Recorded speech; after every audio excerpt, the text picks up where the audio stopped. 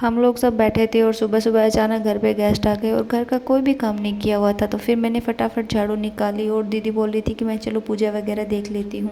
यहाँ पे भाभी भी किचन में चले गए थे और किचन का तो वैसे भी बहुत ज़्यादा रहता है, ऊपर से आज गेस्ट आ गए तो और ज़्यादा काम हो गया था।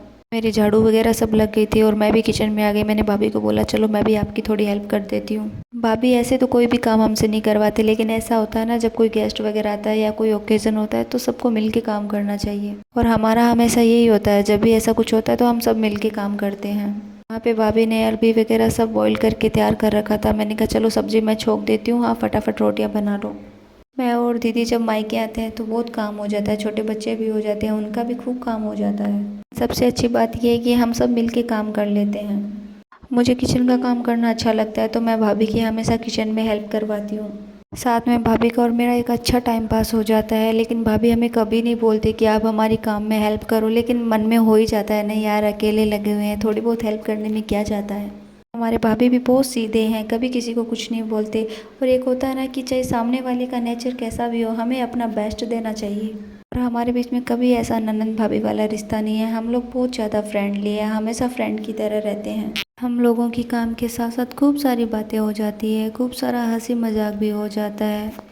भाभी भी अभी अभी मायके जाके आए थे तो वो भी काफ़ी कुछ बता रहे थे अपने बारे में। यहाँ पे भाभी ने मुझे सब सब्जियाँ चॉप करके दे दी थी और फिर मुझे एक मिनी फ़ैन मिल गया था तो मैं उसको लेके बैठ के मैंने कहा यार गर्मी इतनी है, अच्छा हुआ मुझे कोई मिनी फ़ैन मिल गया है।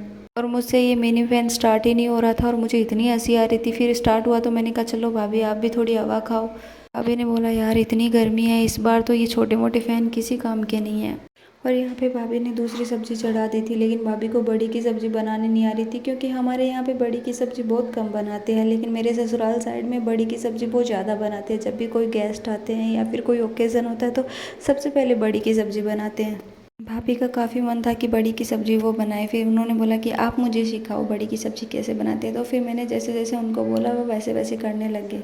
और सच में मुझे जब कोई ऐसे बोलता है ना कि ये वाली सब्ज़ी उनको नहीं आ रही और मुझे सिखानी पड़ रही है, उस टाइम सच में मुझे बहुत अच्छा लगता है।